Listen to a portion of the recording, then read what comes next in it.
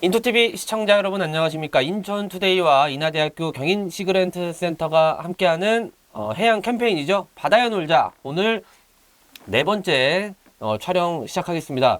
오랜만에 뵙습니다. 윤병일 박사님 안녕하세요. 네, 안녕하십니까. 네, 또 우리 시그랜트에서 주축을 담당하고 계시고요. 1, 2, 3회 때부터 이제 고정 패널로 저희와 함께 해주고 계시고 네. 또 오늘 전문 분야로서 좀 해수원에 대해서 많은 이야기를 전해주실 임채욱 박사님도 함께 오셨습니다. 안녕하세요. 안녕하세요. 네. 저는 인천투데이 이종선 기자고요. 해양 항만 분야 좀 취재를 좀 전담하고 있습니다. 오늘 벌써 네 번째 시간입니다. 네. 예, 지난번에 이제 1, 2, 3회 촬영을 하고 거의 한 달 반 만에 뵀나요? 그죠? 네, 한 달 넘은 것 같습니다. 그때 촬영할 때는 어쨌든 한창 여름이었는데 지금 이제 가을을 향해서 달려가고 있습니다. 네. 저희가 이번 캠페인을 하는 이유는 어쨌든 인천이 바다를 접한 해양 항만 도시임에도 인천 시민들이 인천 바다에 대해서 제대로 몰라요. 그래서 바다에 놀자 프로그램 진행을 하겠고요. 네 번째, 오늘은 수온에 대해서 좀 알아보는 시간 진행해 보겠습니다. 인천은 이제 서해 앞바다잖아요. 물놀이를 하러 많이 가잖아요. 네, 바다에. 네. 그래서 이제 저희가 이제 딱 바다에 들어가 보면은 이제 실제로 피부로 느끼는 게 수온이잖아요. 네, 맞습니다. 예. 예, 그러면은 이 수온의 시공간적인 변화가 많이 좀 이렇게 감지가 되나 보죠. 인천 서해 앞바다에서. 예.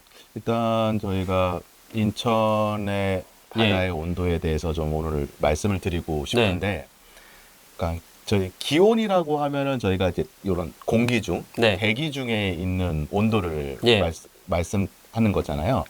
이런 거에 대해서는 사람들이 직접 피부로 느끼고 일상생활을 하면서 직접적으로 영향을 받다 보니까 기상청의 일기예보라든가 이런 걸 보면서 저희가 매우 민감하게 반응을 하는데, 그죠. 옷차림도 신경 써야 되고. 그렇죠. 예. 바다의 수온은 상대적으로 좀 덜 민감한 편이죠. 왜냐하면 이제 그쵸. 직접적으로 저랑 예. 뭐 관련이 있는 뭐 예. 어업 활동이라든가 예. 제가 뭐 바다에 놀러 간다든가 이렇지 않으면은 관계는 없습니다만, 이 바다의 온도, 수온이 저희가 생활하는 데 있어서 얼만큼 정말 중요하고 밀접한 관계가 있는지, 또 이런 것들이 그냥 수온이 있네가 아니라 이게 시간적, 공간적으로 변하고 저희 일상생활에 얼만큼 영향을 미치는지에 대해서 오늘 자세하고 좀 쉽게 예. 설명을 좀 해드리고, 예. 오늘 전문가인 또 임채욱 박사님께서 저희 연구한 사례를 또 중심으로 예. 말씀을 드리도록 하겠습니다. 알겠습니다. 저희 임채욱 박사님 잠깐 어떻게 자기소개 한번 좀 해주시면.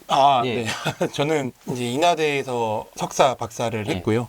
석사 때는 이제 지구 온난화에 의해서 우리나라를 포함한 북서태평양에 뭐 수온이라든가 해수면이 얼만큼 올라갈 것인가에 대해서 연구를 했었고, 박사학위 같은 경우에는 그 서남해역에서 수온이 어떤 효과에 의해서 어떻게 달라지는가에 대해서 연구를 했었습니다. 그리고 최근에는 이제 인공지능까지 활용을 해서 수온에 대한 연구를 진행을 하고 있습니다. 인공지능도 요새 핫한데. 예. 요즘엔 인공지능을 안 하면 예. 먹고 살 수가 없는 세상이라서. 그렇죠. 네. 기자들한테도 중요한 건데. 예, 수온의 시공간적 변화란 무엇이며 이제 어떤 요인들이 수온의 변화를 일으키는지 뭐 이제 계절에 따라 변한다는 것만 저희는 좀 막연하게 알고 있는데, 일반 사람들은 수온의 그 변화를 일으키는 요인들이 뭐가 있을까요? 기온이랑 비슷하다고 생각하시면 될 것 같습니다. 네. 기온도 이제 아침, 새벽, 밤이랑 낮에 기온이 다르지 않습니까?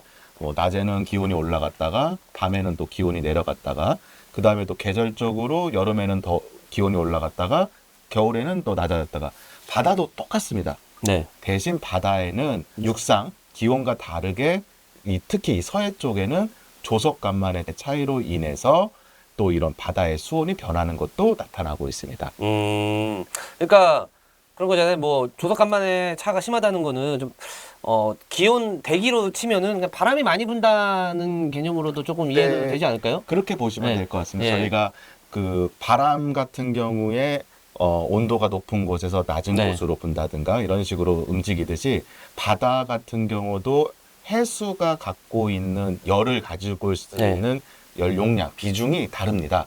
예를 들어서 깊은 바다 용량이 큰 거는 같은 온도가 가해지더라도 온도가 좀 낮고요.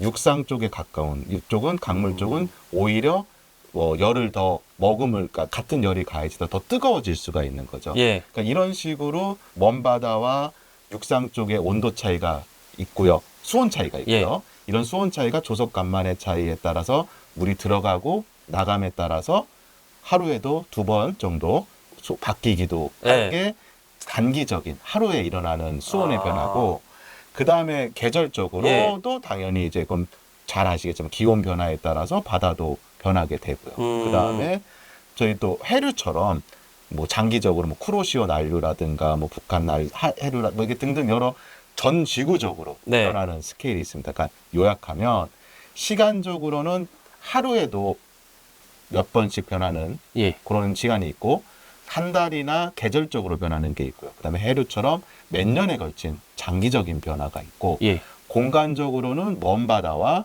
가까운 바다, 위의 물과 아랫물의 또 온도 차이도 있고, 이런 식으로 시간적, 공간적으로 여러 요인들에 의해서 바다의 온도, 수온이 변하게 됩니다.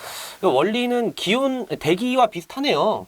원리는 그 전반적인 뭐 기체냐 액체냐인 거고. 그러니까 그러니까 뭐 저희가 뭐 계절에 따라서 무슨 뭐 오후치키 기단이 내려오기도 하고 막 이러면서 이게 막 대기가 바뀌고 막 기온이 바뀌고 이러듯이 그런 개념으로 이해하면 되는데, 사실 날씨에 아까 처음에 서두에 얘기하셨듯이 우리 일반 일상생활 하는 사람들은 날씨에 민감하니까 그런 것들은 그래 좀 대충 압니다. 근데 이제 해류에 대해서는 잘 몰라요. 그리고 그런 것들이 기온에 어떻게 얼마나 영향을 미치는지 이런 것도 잘 모르고. 그러면 이제 얼마나 중요한 겁니까? 수온이라는 게.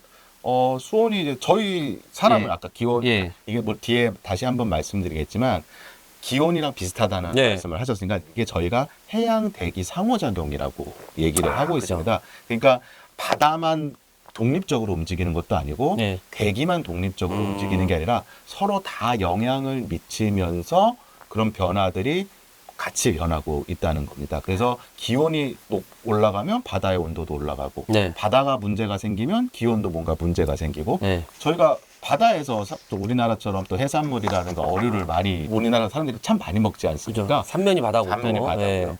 그러다 보니까 바다에서 잡히는 어족 자원, 수산 자원, 저희 양식도 많이 하고 있는데, 이런 것들이 아주 수온에 매우 민감합니다. 저희도 1도, 2도만 온도가 올라가도 덥다, 아니면 춥다, 뭐 감기도 걸리기도 하고 그런 것처럼 물고기라든가 이런 어류 생물들도 똑같이 느끼게 됩니다. 그래서 사람도 더워지면은 죽게 되듯이 물고기라든가 이런 어류들도 온도에 민감해서 죽게 된다든가 아니면 영양분을 섭취를 못한다든가 이런 현상이 나타날 수가 있고요.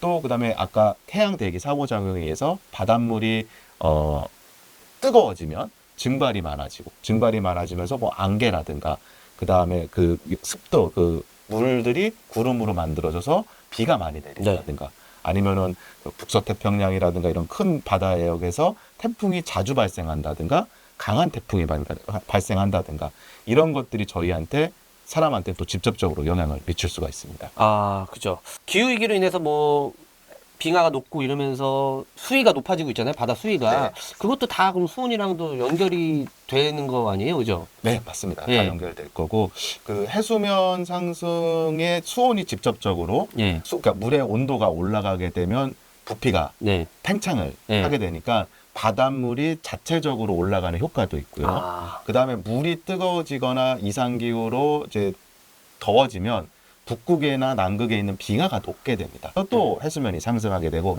등등 이런 식으로 해서 해수면 상승에도 영향을 미치게 될 수가 있습니다.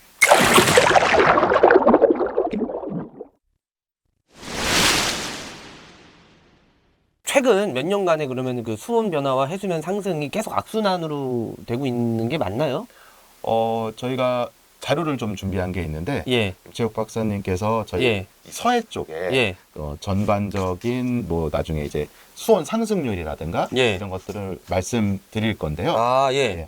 제가 한 수십 년 동안 한 1도씩 이상의 온도가 서해 쪽에서 올라가고 있다고 저희 조사 결과 나타나고 있습니다. 실제로 시그랜트 차원에서도 조사를 하니까 그렇게 나타났다는 거잖아요. 네, 맞습니다. 그 막연하게 막 이렇게 먼 망망대해가 아니라 인천 앞바다가 실제로 수온이 높아지고 있다. 알겠습니다. 그러면은 그에 대해서 좀 더 우리 박사님도 얘기해 주실 수 있으실까요?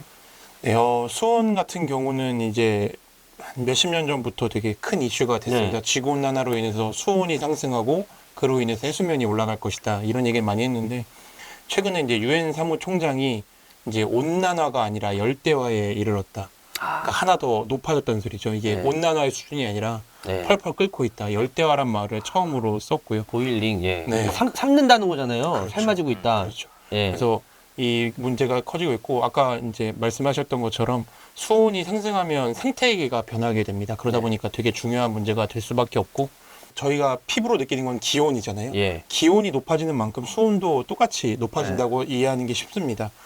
이 올해도 아마 기온이 어마어마하게 높았기 때문에 마찬가지로 이제 저희가 분석을 더 해봐야겠지만 수온도 엄청 높았을 것으로 예상을 하고 있고요. 이제 문제는 그렇게 해수면이 높아지면 우리나라는 사실 아직까지는 뭐 잠겼다 이런 얘기는 안 나오는데요.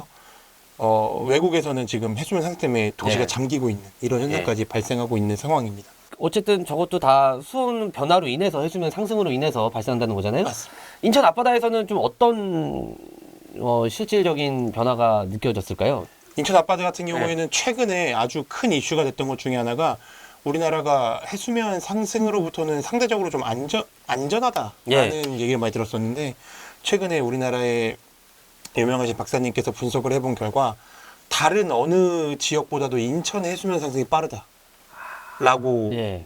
유명한 학술을 제시를 했습니다.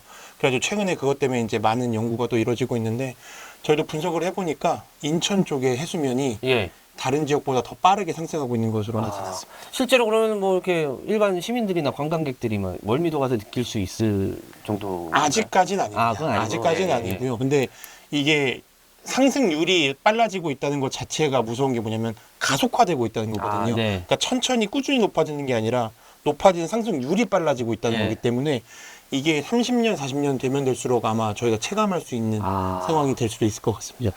사람한테 3, 40년은 길다면 긴데 이게 네. 뭐 지구 입장에서 보면 되게 순식간이잖아요. 그렇죠. 별것도 아닌 시간이고 네. 수온 변화로 인해서 저희가 직접적인 영향을 좀 받는 것도 뭐가 있을까요?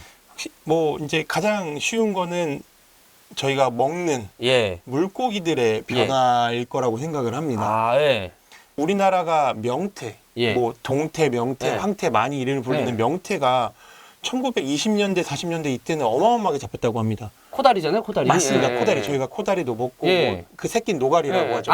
그죠. 네. 예, 맞아요. 맛있지. 예. 그래서 명태가 어마어마하게 많이 먹는 네. 많이 잡힌 나라였는데 40년대 지나서 이제 60년대를 지나니까 명태가 한 마리도 안 잡힙니다. 1940년대 이후에 예. 왜 안 잡히지를 연구해 본 결과 이제 바닷물이 뜨거워지니까 예. 그 명태들이 예. 북한 저 위쪽으로 올라갔다고 합니다. 근데 이제 저희가 어쨌든 이런 북한과의 관계상 그쪽에서 명태가 얼마나 잡히는지 모르지만 예. 예전에 북한과 잠깐 교류가 있었을 때 예. 해양학자분들이 건너가셨던 적이 있는데 그분들께서 거기서 명태가 수두룩히 잡히는 거를 보셨다고 합니다. 그러니까 이제 우리나라에 잡히던 명태들이 네. 위쪽으로 가 있는 상황이고요. 그러니까 그 명태가 우리나라에선 사라졌지만 예. 전체적으로 사라진 건 아니고 서식지가 옮겨간 올라가고- 상황입니다. 어쩐지 그 식당에서 동태찌개를 먹으러 가도 러시아산이 많더라고요. 네, 그 여기 뭐 블라디보스토크 그쪽에서 맞아요. 해역에서 잡았나 네, 보죠? 맞습니다. 예. 많이 올라간다. 그리고 국산 명태가 다 이사했다. 네. 예, 예. 그렇군요. 그런 이렇게 보니까 확 와닿네. 예. 그리고 또 뭐가 있죠? 이제 네. 이제 오징어 같은 경우도 예. 이제 저희 우리나라에서 명태가 많이 잡히던 시절에는 오징어가 안 잡혔는데 예. 최근엔 오징어가 많이 잡히다가 예. 잠깐의 변화를 해서 1, 2년 안 잡히다가 네. 이제 또 최근에 또 다시 잡히기 시작하는 이런 것도 하나가 있고요. 그리고 멸치 같은 경우도 과거에는 안 잡혔다고 합니다.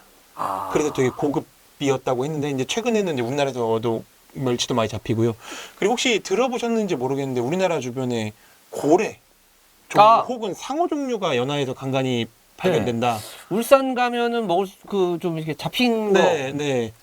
먹을 수 있는 그 네. 고래 말씀하시는 네. 거죠? 예. 그런 종류, 그런 것도 있고 이제 뭐 상어 예. 뭐 종류에 따라서 그런 것들도 온도가 올라옴에 따라서 우리나라 부근에서도 발견이 된다 이런 이야기도 나오고 있는 상황입니다. 그러면은 이게 뭐 물놀이 하다가 위험한 일은 없다고 했는데 왜 우리나라 바다가 그렇죠. 상어로 인해서 그렇죠. 조스 같은 게 나타날 수도 있는 건가요? 그거는 조금 너무 깊은 아, 바다에서 그건 있는 아니고. 문제라 예, 예, 우리나라에까지는 아닐 것 같은데 예, 예. 또 이제 더 물이 뜨거워지고 예. 그런 물들이 더 많이 뜨거운 물들이 오면은 또 모르는 예. 상황이 될 수 있을 것 같습니다. 백상아리 이런 거 무섭죠. 그렇죠, 엄청 예. 출몰할 수도 있는. 네. 예. 그리고 또 이제 서해 같은 경우는 이제 인천 앞바다 같은 경우는 뭐 또 어떤 어족자원들이 특징이 있을 것 같은데 예를 네. 들면은 저기 뭐 서해오도 같은 경우에는 연평도에서 조기파시도 열리던 곳이 또 인천 앞바다고 대청도에서는 뭐 이렇게 홍어도 많이 잡히고 뭐 여러 개 있잖아요. 꽃게도 많이 잡히고 네. 뭐 낙지든 뭐 이런 거 쭈꾸미든 그런 것들은 어떻게 될까요? 요즘에 이제 조기 같은 경우도 아까 말씀하신 것처럼 네. 어마어마하게 잡히던 그죠? 그런 양이었는데 최근에는 거의 안 잡힌다고 합니다. 예. 이런 것도 다 온도의 수온의 문제인 거로 판단을 하고 있고 최근에 근 1, 2년 이제 오징어가 안 잡히던 시기에 서해에 꽃게 대풍이었습니다. 오징어가 안 잡혔는데 그땐 꽃게가 꽃게가 대풍이었다. 또 서해 쪽에서는 어마어마하게 잡히는 네. 상황이었습니다. 근데 그것도 또 분석을 해보니까 이제 또 차후에 말씀드리겠지만 서해 쪽에 그 특징이 있거든요. 예. 바닷물의 온도의 특징이 있는데 그 특징이 그때 강하게 나타남으로써 꽃게가 많이 잡히는 예. 그런 현상도 발견이 됐었습니다.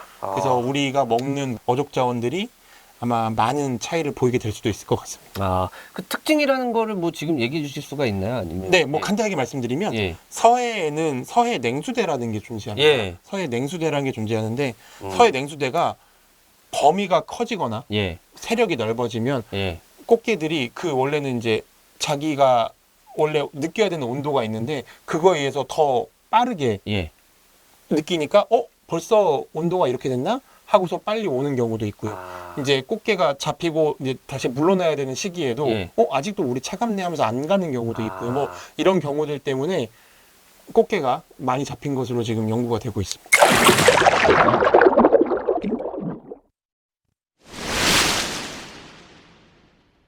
아까 뭐 수온 변화가 이제 해수면의 차이도 발생시키는 거를 얘기해 주셨고 네. 근데 그럼 해수면을 측정한다는 게 뭐 어떤 기준으로 하는 거냐? 뭐 네. 이렇게 눈대중으로 조금 잠겨 보인다 이런 건 아닐 거 아니에요? 네. 뭐 어떻게 할까요? 해수면 상승 그 재는 걸 말씀하시는 예, 건데 예, 예. 해수면 같은 경우에는 기준점이 있습니다. 예. 그 혹시 얘기해 주실 수 기준점? 예. 그러니까 기준을 말씀드리면 저희가 건물의 높이 같은 네. 거 얘기할 때 뭐 아니면 사람의 키도 마찬가지고요.